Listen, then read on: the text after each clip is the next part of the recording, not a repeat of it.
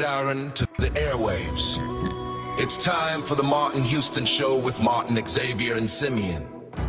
Martin is a national championship fullback from the 1992 Alabama Crimson Tide, known for his bruising runs and devastating blocks. Now he's bulldozing through sports talk with that same championship intensity. Joining him is his son, Xavier, a savant of football knowledge and statistical insight. He's your go-to source for the latest recruiting news and insider updates from across the Bama Nation. And Simeon, the thinker and contemplator, bringing you insight and knowledge that is logical, thoughtful, and on point.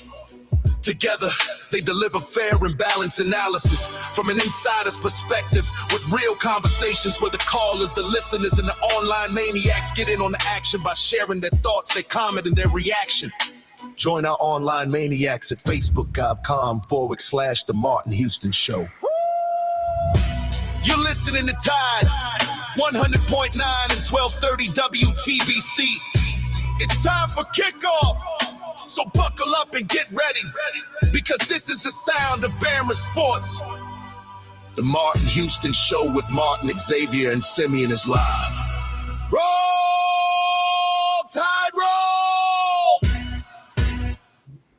Roll Tide, roll. Good morning on this Tuesday morning. You know, we haven't done this in a while, so we may need to throw in a little true false, guys. Anyway, that just crossed my mind. I was so upset yesterday with this Ty Simpson situation. Then I went on Ryan's show and just went off for another. I messed Ryan's show up because he was wanting to talk about something else, and that took over. But we got some things we're going to hit this morning. We are in with Martin, Xavier, and Simeon on the Martin Houston Show. We're powered by Box Eye Care. Man, I was listening to a spot this morning. Literally this morning, I think I was asleep, but I still heard it.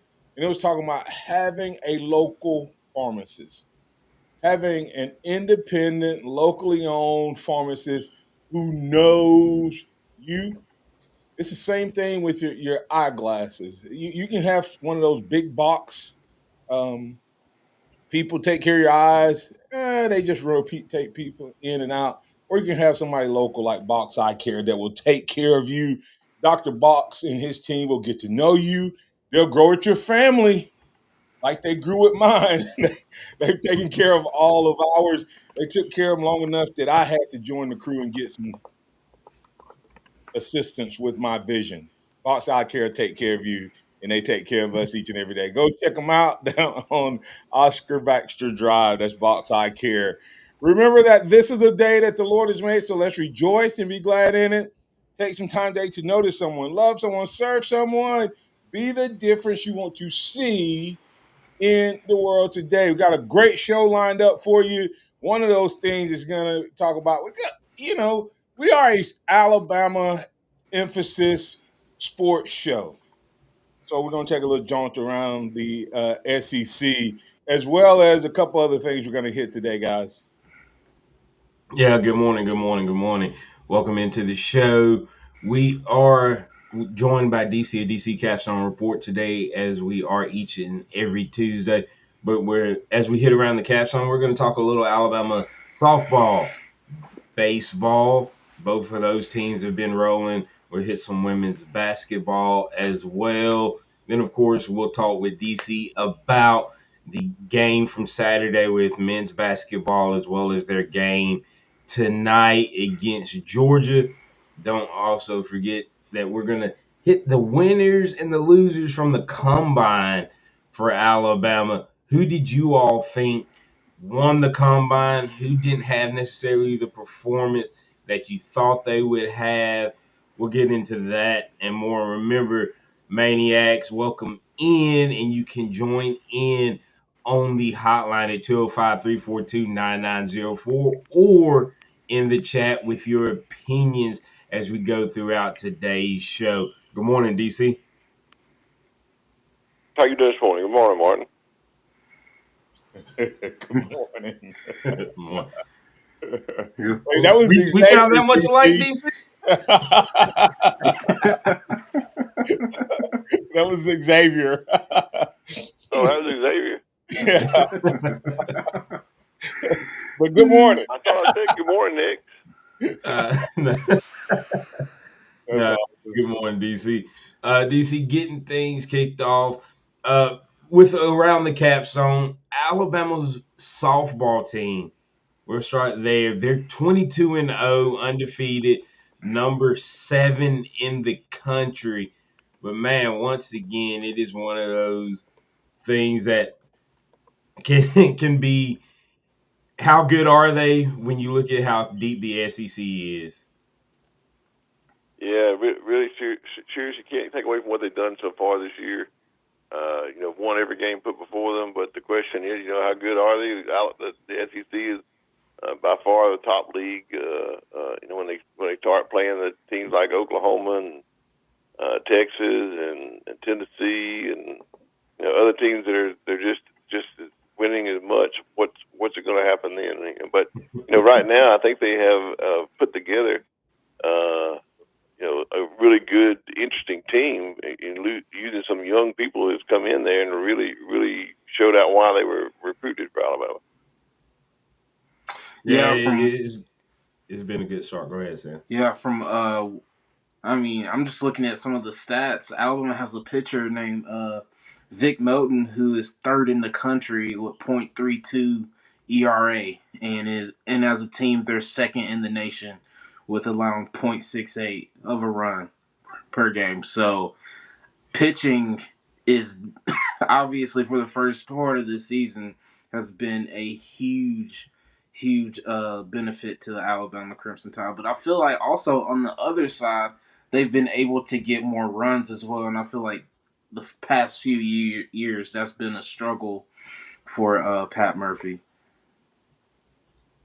Yeah, I agree. Yeah, it has. Some of the young players have really stepped up with the bat, and a lot of times that it's hard for them to catch up with the speed of the pitching in the college. But they've really done a good job this year on offense.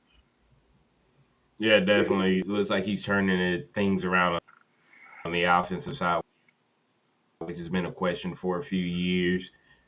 Switching over to Are they baseball. scoring Go with? ahead, Sam. All I want to know is, and I'm gonna be honest, I haven't got to watch much. I've seen some highlights.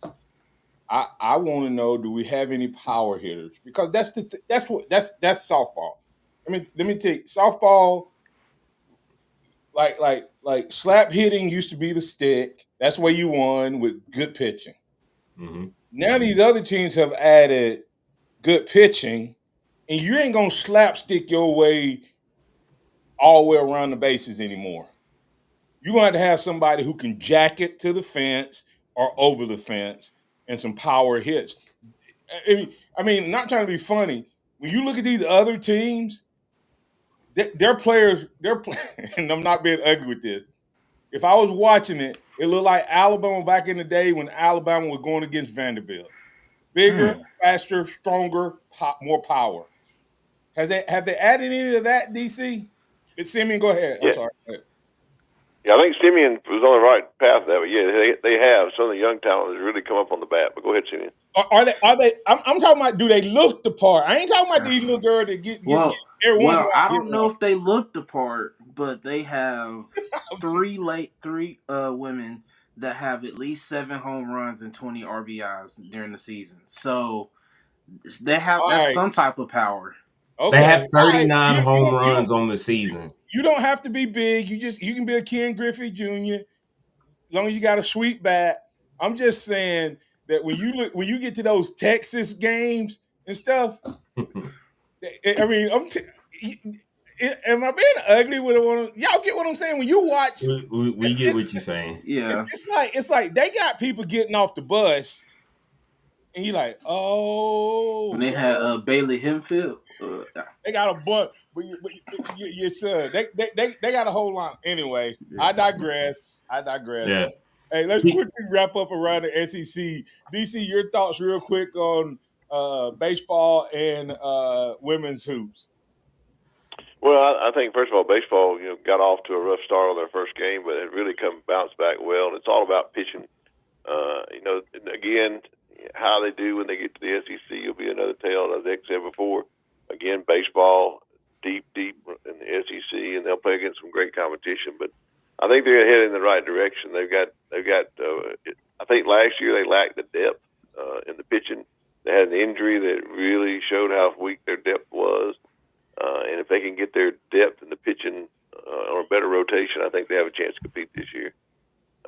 Basketball, you just can't really say enough about what Christy Curry's done with the basketball program. They've really come along. Again, they're playing in a league where the top best of the basketball teams are in the SEC. They've lost some games against Texas and South Carolina, teams that exposed some of the areas that they're weak in. But in other games, they've been able to win handily from teams they haven't been able to beat in the past. So I think they've got basketball going in the right direction. Yeah, it's going to be interesting to see how basketball continues to go. Sam? Yeah, absolutely. And as we come in on the other side of the break, I give you to invite your winners. And next quarter, we are going to give you to invite your winners and losers for the combine.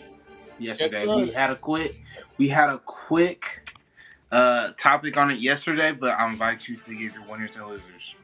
That's right. When we come back on the other side, we're going to get into that combine conversation, get DC's thoughts, get your thoughts. And hey, listen, I'm telling you, football used to be the king of the SEC. I'm not sure if football, now if you were to rank it, football may be fourth. Softball may be deeper. Baseball may be deeper. Basketball may be deeper. Gymnastics may be deeper. I mean, so these coaches are doing a better job. They just happen to be in the best conference. So kudos to the guys and the coaches around the capstone.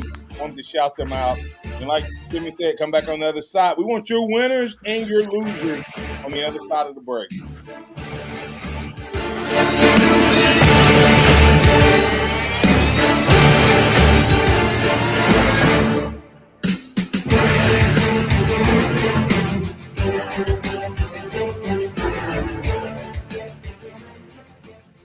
Tide 100.9 traffic. Tuscaloosa traffic now from the Townsend Nissan Traffic Center. A very good morning to you. Getting off to a nice and quiet start as you travel around the area. Moving about 2059 looks good between 359 and Joe Malisham.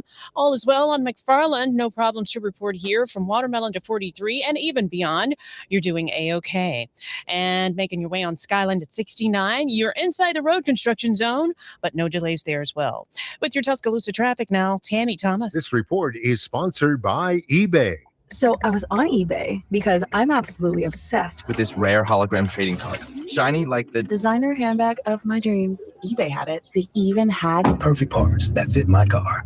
Millions of finds, each with a story. eBay. Hey, I'm Richard Adams with Adams Services. The air your family breathes passes through your home's duct system multiple times per day. Corroded, leaking, or dirty ductwork wastes energy as well as diminished comfort and degrades indoor air quality. It's a threat to both your health and your budget. Exactly why you should call your local experts at Adams Services for our complete range of duct services, 205-339-6540 or at adamssvcs.com. Adams Services. Got timberland in West Alabama or East Mississippi? North River Timber Company has you covered. Since 2011, Courtney White, a registered forester, along with his expert team, have been managing timberland and harvesting timber across 4 West Alabama counties. They offer comprehensive timber management plans, reforestation services, and appraisals. Courtney White says timber is like money in the bank. Don't let your investment go unrealized. Call North River Timber Company today. Email them at northrivertimberco@gmail.com or call 205-242-5127.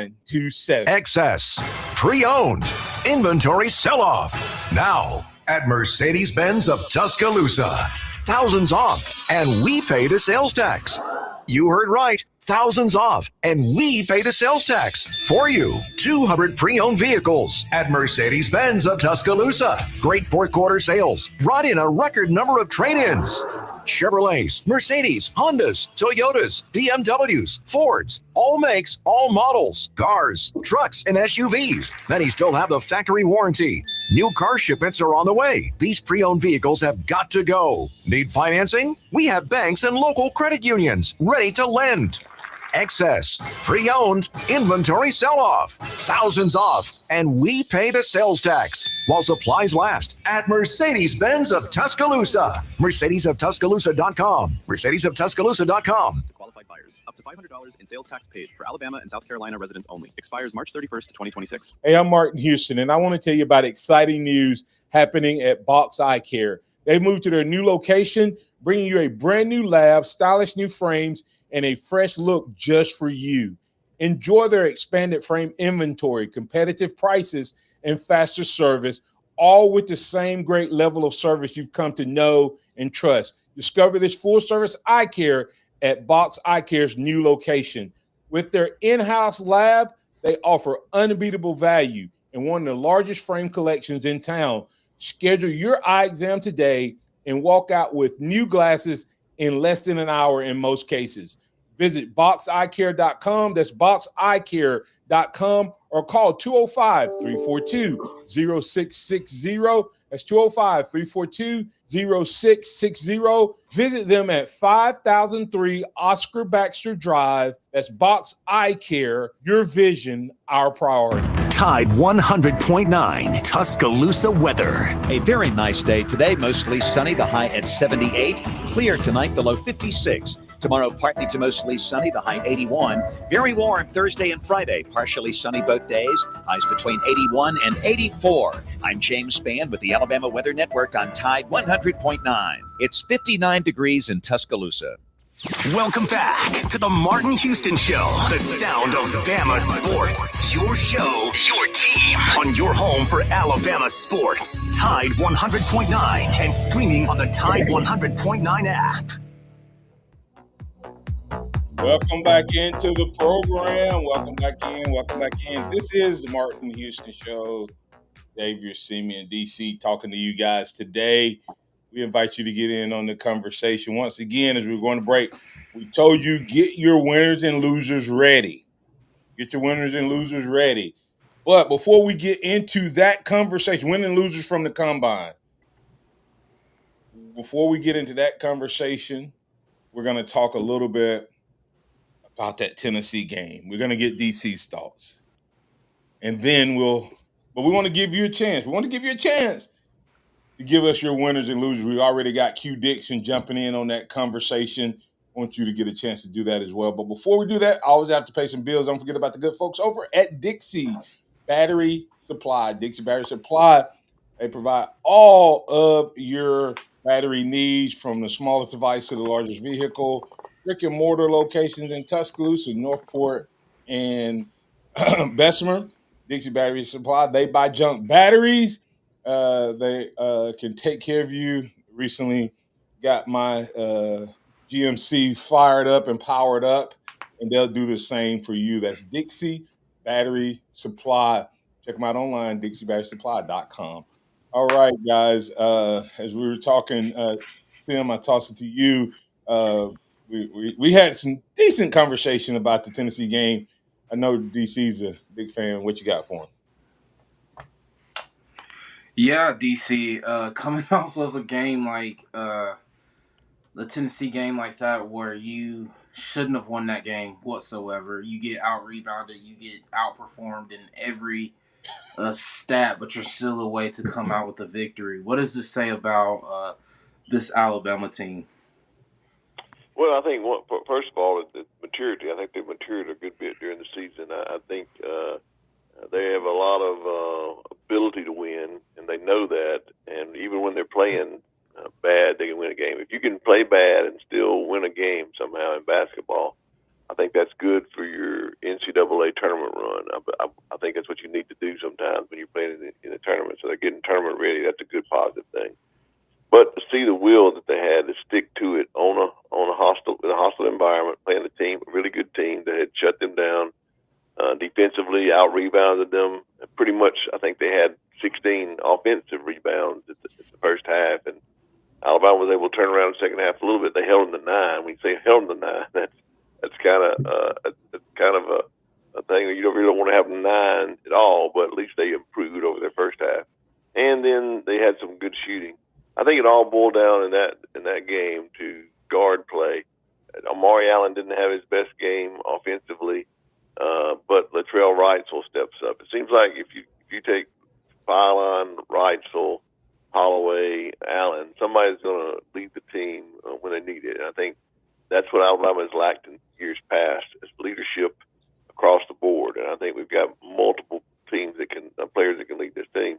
So it says a lot about their maturity, and I think they're going to need that. They'll need it this week. They'll need it tonight when they go on the road to play a really Georgia team that could really sneak up and put a monkey wrench into their plans. If Alabama had a less mature team on the road, I think Coach Oates spoke to that yesterday. But I think this team has a chance to close out the year and get really peaking as they go into the NCAA.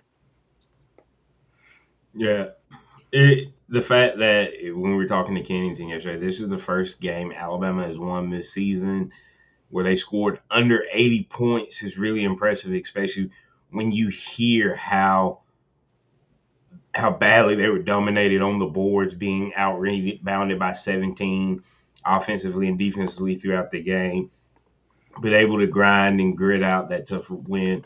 The maturity of this team since the Bediako saga has ended has really turned it up a notch as a whole, gritting out some really tough wins down this SEC stretch.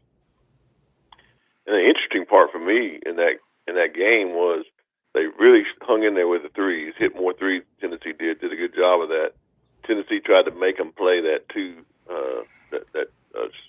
second 2-point shot in mid-range jumpers a couple of times by switching. But interesting, they adapted. Their coaches helped them adapt, and in the last seconds of the game, they actually used it to their advantage, Tennessee's defense, and was able to hit the step-back mid-range jumper for the last 2 shots, Holloway and Phylon, to actually win the game. So, in my opinion, that's another sign of maturity. This team has actually been able to use what the other team is doing against them instead of cratering and not know how to attack it. They've been able to come out and make some adjustments and attack it. Who would have thought their last 2 shots would have been mid-range jumpers that they don't really like to take? Yeah, to me, defense was actually on the difference in this game. We only scored 71 points. When I look at it, I have to go, okay, we scored 71 points. Now Phylon down the stretch outscored Tennessee like 13-8. Phylon outscored Tennessee, not Alabama. And all of those were drives and finishes at the rim up until that last one. He was going to the rim. So definitely a sign of not settling and becoming aggressive. But to me, it was defense and Aiden Sherrill. You don't understand. I don't think we're giving the defense enough love, and I don't think we're giving Aiden enough love. They had, 3-4 big men that they just kept rotating in on him. And he got it. To me, it seemed like he got stronger down the stretch. DC, I agree 100%. I don't think we give enough credit to Aiden Sherrill. He's playing 33 to 38 minutes a game against other teams that are rotating 2 or 3 big men in there on him, and he's really showing his intensity late in games as well. Not fouling out. I mean, they're running 3 guys at him trying to get him to foul out, and he's not fouling out, and playing really good defense. So you're right. Anytime we're held to 71 points and win the game, our defense helped us win that game. No doubt about it. Yeah, absolutely. Moving on to the game. Hey, real quick, Samuel Pittner. Absolutely. We're gonna. I want you to come to your topic, but Sam, I want you to put in there because for us watching on home, we had one experience. Yeah. Sam, what was it like in that building? Let us know what it was like. Samuel Pittner and his son went to the game, DC, because on TV when we won that game, we didn't leave with 20-something seconds. Them folks didn't leave. They did not leave. So I want to know what it was like, what they were saying. Was it as shocking, and what was that atmosphere like? So tell us about that. But go ahead now, Sam. Yeah, just moving on to the game today. Alabama has a short turnaround. They usually play on Wednesdays, so we'll see about legs and all that stuff. LeBaron Fallon is not on the injury report, so he should be a full go. I don't know if he'll be a full go because Nate Oates said even last night that they don't expect him to be 100% for the rest of the year. So whatever he's been dealing with seems to be some major, not major, but concerning injury. But Georgia averages 89 points a game. So they're going to be ripping and running. I think that feeds into Alabama's style. They lead the SEC with 20 points per game, 20 fast break points per game. So I think this is going to be another high scoring game that Alabama's going to have to come out and make shots. DC, what do you think about having to come and have to play a fast paced game after playing Tennessee, and then how slow Tennessee likes to play versus how fast Georgia likes to play? Well, I think it's going to be a challenging game for sure. Two things. One, it's going on the road in a hostile environment, short turnaround. And three, they're going to play a fast-paced game. So that all kind of goes against you in your favor after coming off a game against Tennessee. But I think they're playing Alabama style of game. So if Alabama's got enough materials, I think they will. They'll be able to go on the road and play the game that they want to play. Don't let Georgia dictate their game. Play good defense, limit their turnovers, and shoot well. If they do those things, I think Alabama comes out of this game a tough victory, but a victory on the road. Yeah, it's going to be a hard fought.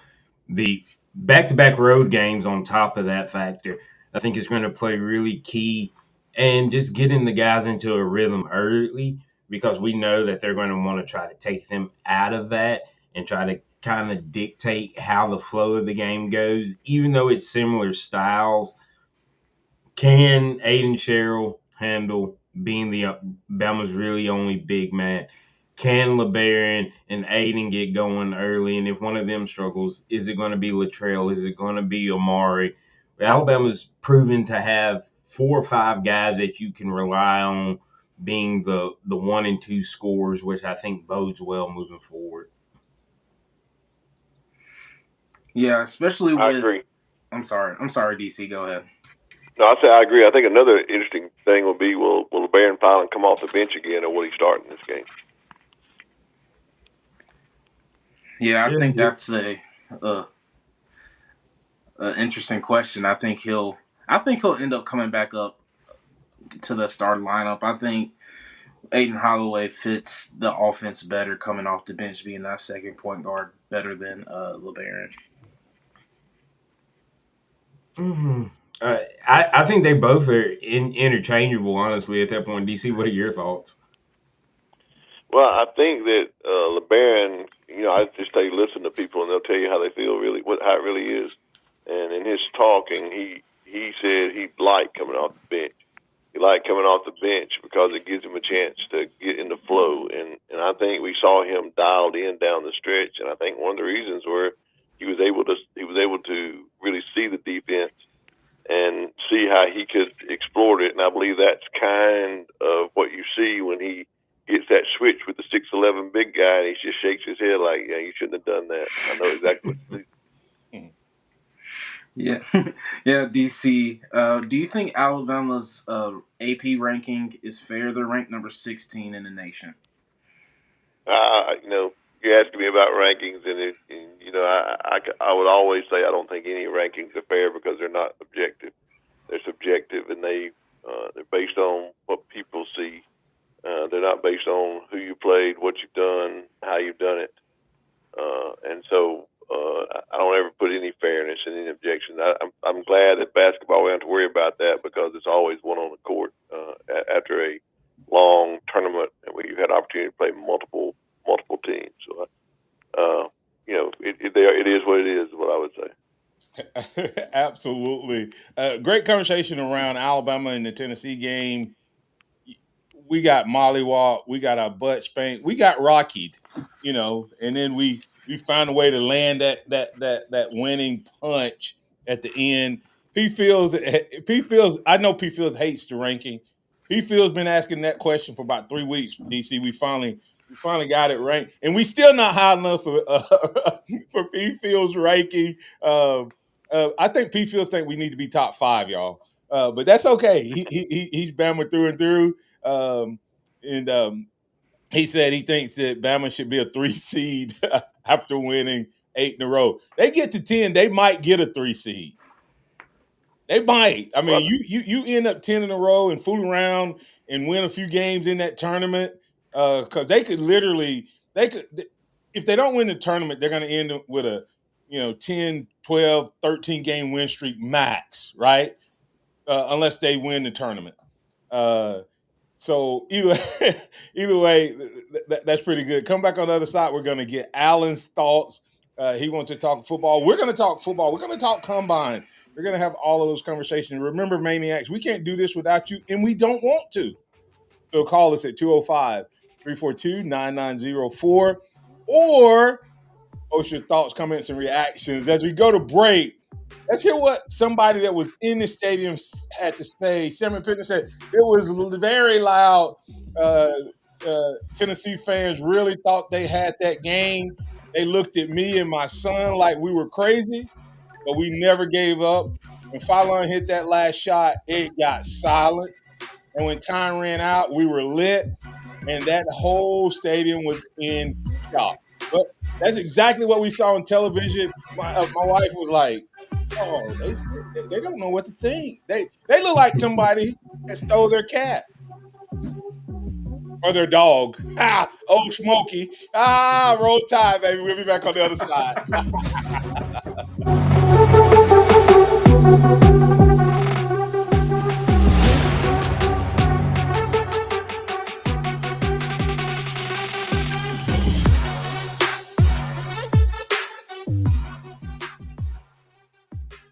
Tide 100.9 traffic. Tuscaloosa traffic now from the Townsend Nissan Traffic Center. A very good morning to you. Getting off to a nice and quiet start as you travel around the area.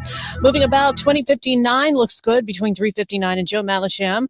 All is well on McFarland. No problems to report here from Watermelon to 43 and even beyond. You're doing A-OK.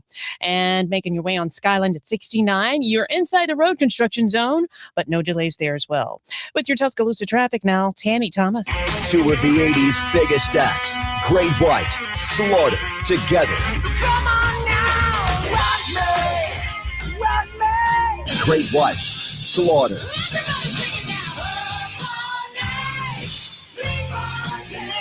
Saturday, April 18th at Pro River Resort Silver Star Convention Center. Get tickets now at ProRiverResort.com. Great White, Slaughter, together, live.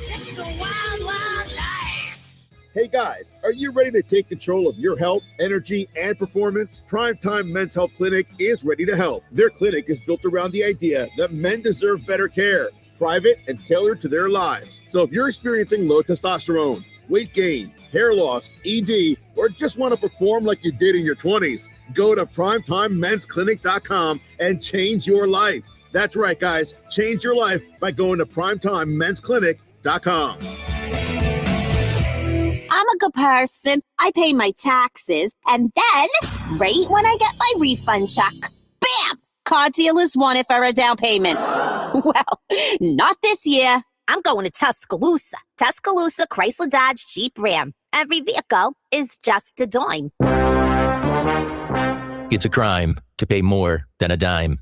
Every vehicle, one dime down. And save thousands. We're overstocked with new 2025s. They all must go. Plus acres of certified pre-owned. All makes, all models. No credit, no problem. If you've got a job and a dime, you ride. Not your whole tax return. It's a crime to pay more than a dime. One dime down. Plus get 0% financing for 60 months. At Tuscaloosa Chrysler Dodge Jeep Ram during the Start Something New sales event. TuscaloosaCDJR.com. Example 25 Dodge Hornet, 32,850, dime down, 575 a month, 60 months at 6% APR, plus tax tag title to qualified buyers. Yo, Harvey, Zoe, group selfie. Ooh, nice new iPhone 17, Drewski. Let's do a triangle formation. I'm in front. With a center stage front camera, everyone fits in the shot. You got it at T-Mobile. But switching takes forever. Not anymore. Now you can switch to T-Mobile in just 15 minutes. Focus, people. Nail your pose. And you get a new iPhone 17 on them. No way. Yes way. No way. Yes way, guys. Switch to T-Mobile and get iPhone 17 on us. And right now, we'll pay off your old phone up to $800. I'm grabbing my phone and switching to T-Mobile right now. Get back, Harvey. We're taking a... let's go again, y'all. With 24 monthly bill credits, finance agreement, 256 gigabytes, $830, eligible trade-in, example iPhone 13, and new qualifying line, $60 plus per month plan with autopay plus taxes and fees. For well-qualified customers, plus tax and $35 device connection charge. Credit end and balance due if you pay off early or cancel. Contact us. $800 via virtual prepaid card. Card typically takes 15 days after rebate submission, no cash access, and card expires in 6 months. Check out in 15 minutes per line. Visit T-Mobile.com. It's time for the Martin Houston Show. With the same hard-hitting, no-nonsense approach in which he played the game, Martin will take you inside the locker room, down on the field, and across the goal line with his in-depth analysis.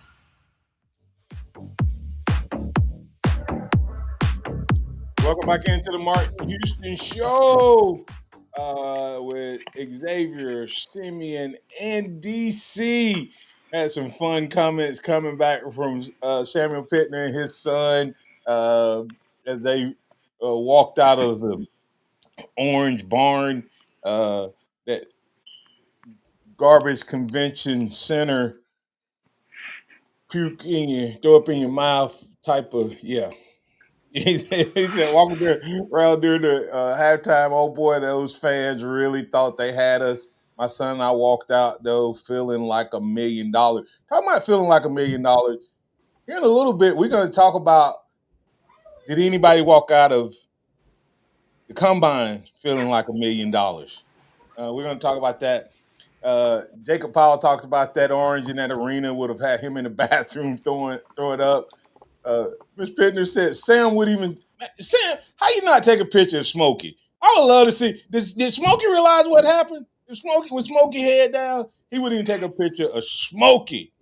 He said we were outnumbered, I'd say 200-1 as Alabama fans, but just a great, amazing time for my son and I's first basketball. Oh, wow, what a first game to go to. That was big time. So we are going to get to that, whether DC think there's anybody coming out of there feeling like $1 million in the combine. But before we do that, let's get Alan's question and work that into the conversation. Alan, you're in on the hotline with Simeon, Xavier, and DC. What's on your mind, sir? Good morning, gentlemen. Y'all must have gave Chase some Red Bull because he was totally different this morning. He was excited to hear from me. So, hey, kudos to whoever gave him the Red Bull. I'm proud of y'all. All right. What I was going to say was, I'm saying this tongue in cheek and just joking, but we've got somebody in Tuscaloosa right now. We need to put him on the defense. We need to have him as a spirit, as somebody just a coach on the sideline to get the players going. He was one of the best linebackers for his size to ever come through Tuscaloosa. Y'all got Andre Roll in Tuscaloosa. We should use that guy. We may get a couple of 15-yard penalties here and there from the defense, but hey, you tell me a guy that would get that defense more excited than Andre would. DC. No doubt about that. I mean, he definitely would be a good rah-rah guy for the sidelines. Andre Roy always was overachiever and very passionate about what he did. You got that right, Al. Yeah, Al, if we can take the 15-yard penalties, and Martin, we can take those 15-yard penalties every once in a while. It may be a critical moment sometimes, but Dre would definitely be. What was the other guy, the strength coach, Cochran? He would be the version of Scott Cochran on the sideline. Yeah, it's interesting. Some teams have done stuff like that. Like some teams that you see that have a whole lot of the and I'm not trying to be funny with this, convicts and the Catholics. You remember with the whole Miami thing. Right. One of the big things they used to do was kind of bring some people. At one point they got to where they were bringing so many people in and started getting out of hand. And so to try to fix it, they kind of tried to bring in some people kind of bring it down a little bit. But you've seen teams do that. DC guys, I guess that's a thought. Does this coaching staff, especially with here's my concern, and I know this is a sidebar. Here's my concern. Shepard was the vocal guy on this coaching staff. Mm-hmm. He was the rah-rah guy before the game, on the sideline, and you do need that. How many do you remember when Alabama had gotten so businesslike that the guys didn't seem like they were having fun, and all of a sudden, I think it may have been Arkansas or somebody where Cochran, and all of a sudden they were all dancing on the sideline, and from there they took off that season. You remember that, DC? I can't remember which year it was and which game, but yeah, I do remember. I remember it. I remember the year they were so businesslike, and they were talking about how locked in they were, and they weren't having any fun anymore. And then all of a sudden, you see them up on their feet, jumping up and down, yelling and throwing the towels up in the air. And Cochran was the instigator of that for sure. And to me, Alabama's not been the same program. Thanks, Alan. I know you said that tongue in cheek, but I take it as all tongue. There may be a little life in that statement, but I just remember since Cochran's left, Alabama, even the one year that they won the national title in 2020, that was a business like championship because of COVID and all of that. Alabama hadn't won one outside of that since Cochran left.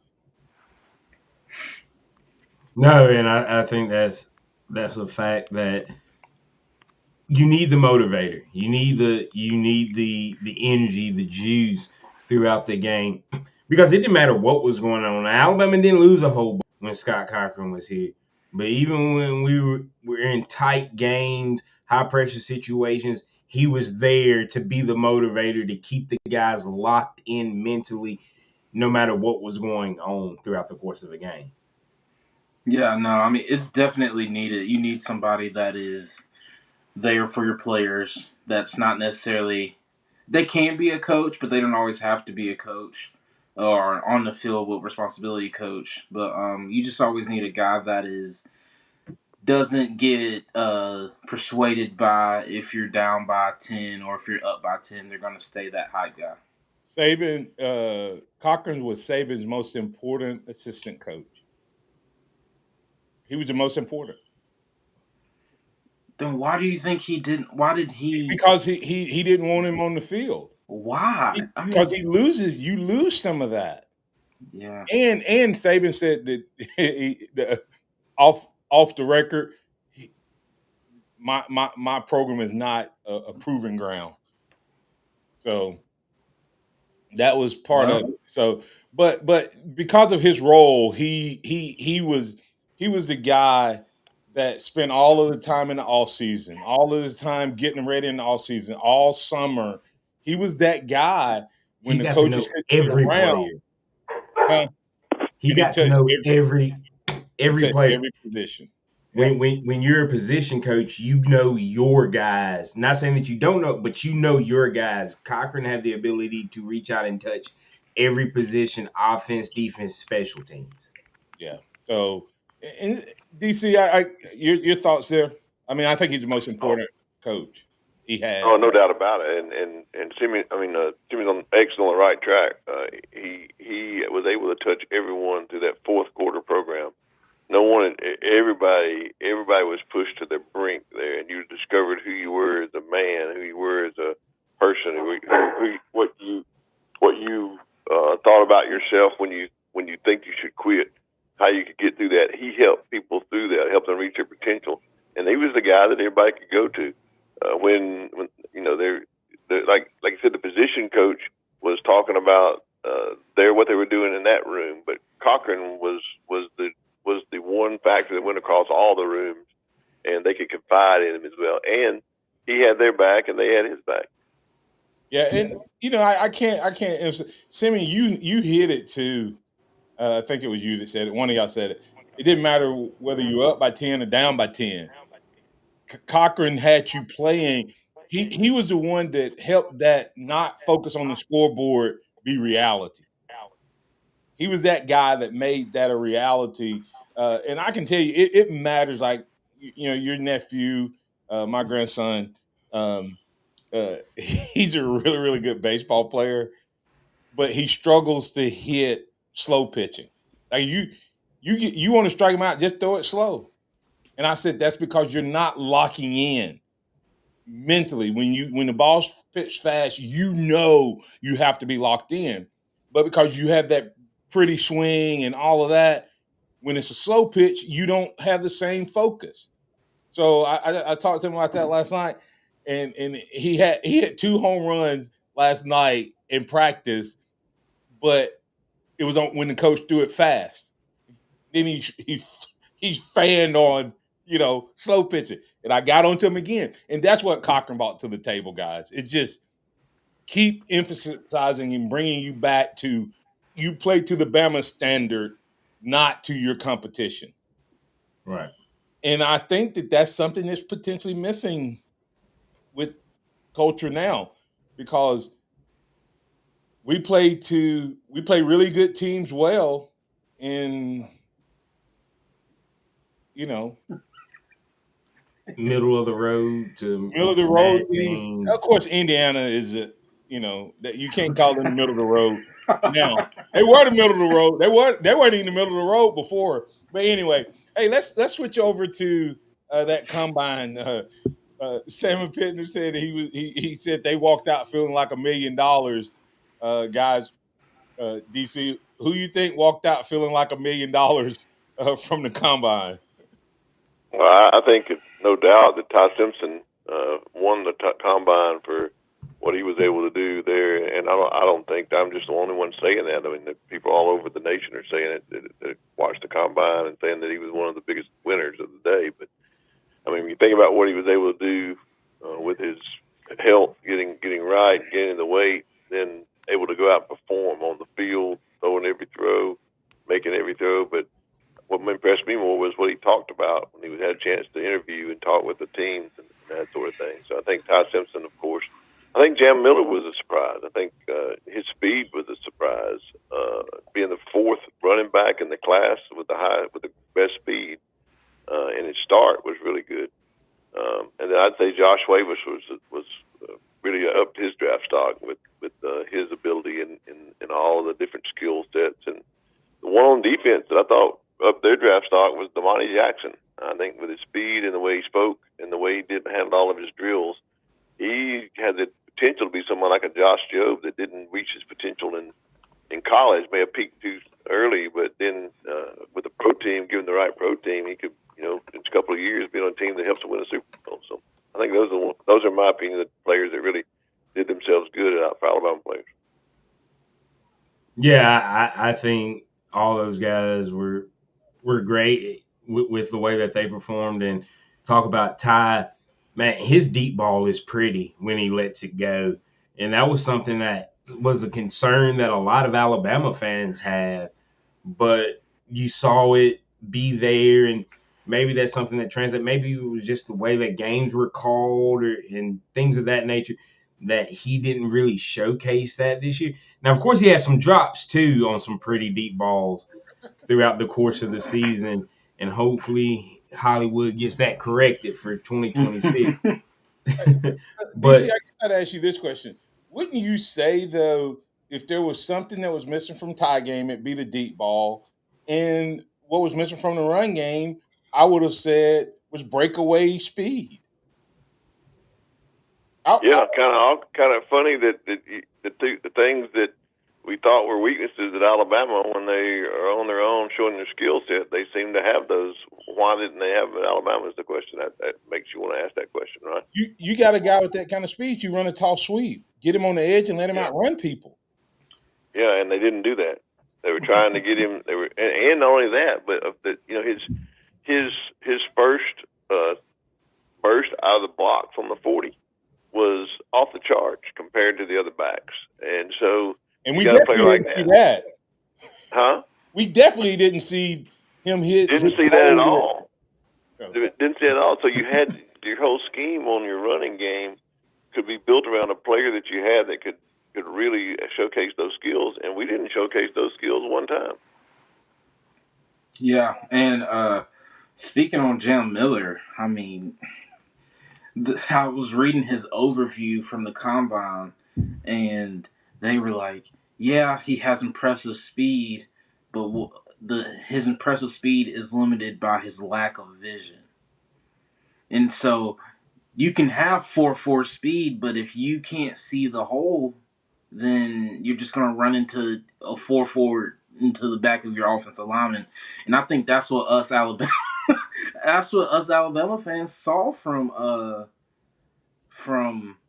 Jam this past year was his lack of vision and decision, and they call him a segmented runner. So he never gets going. And everybody always goes in Q Dixon always goes back to the O line. I'm telling you, they didn't blame it on the O line. No, I'm saying I'm gonna go back. We need to go back and watch more film from the end zone view versus the television view that we get to watch football from. And see how often he missed holes. But the other part of that is help your running back out. Okay, help your running back out. Pitch it outside where the gaps are bigger, and while he's running sideways, he can pick his hole. And he was better at that. Right? So if you make him go this way, he was hesitating. He was better than that, but we didn't do it enough. That's what I think Martin is saying. Right. Yeah, and the other part is add a tight end, because when you add the tight end, you spread the defense out even more.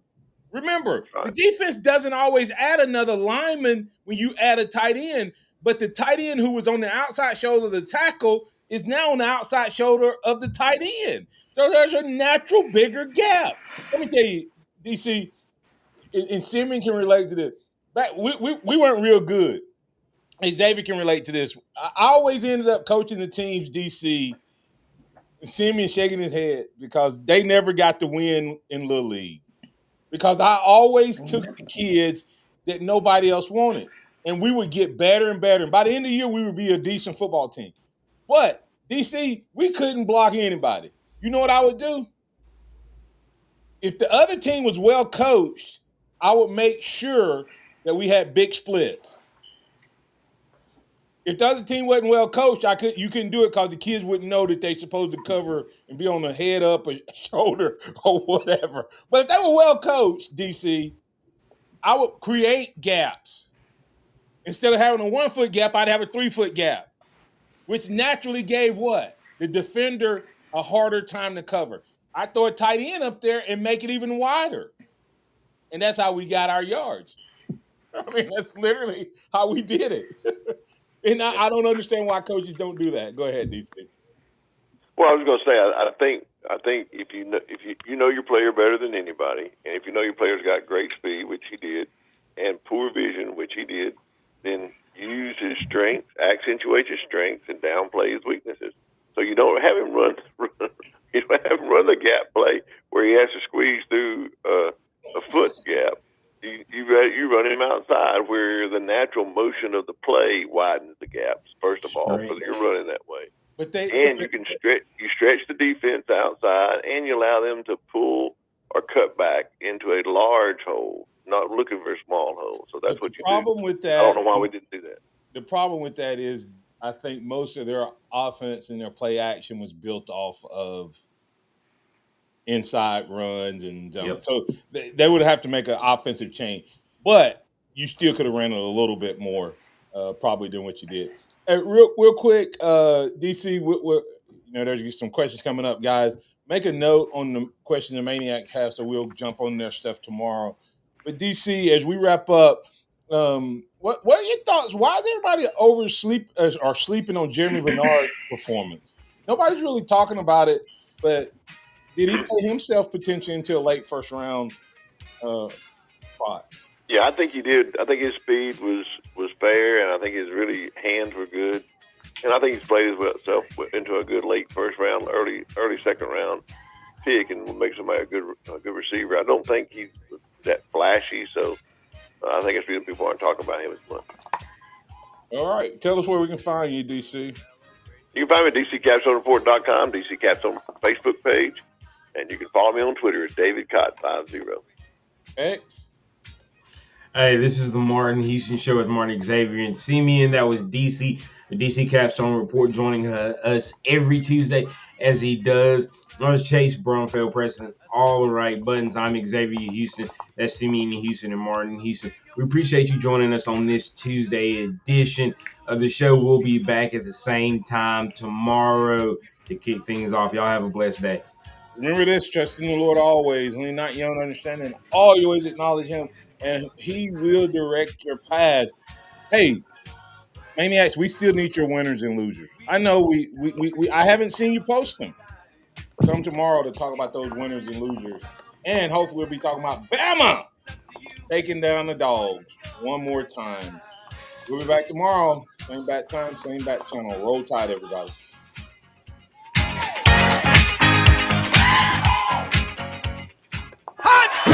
Thank you for listening to the Martin Houston Show on your home for Alabama sports. Tide 100.9 and streaming on the Tide 100.9 app.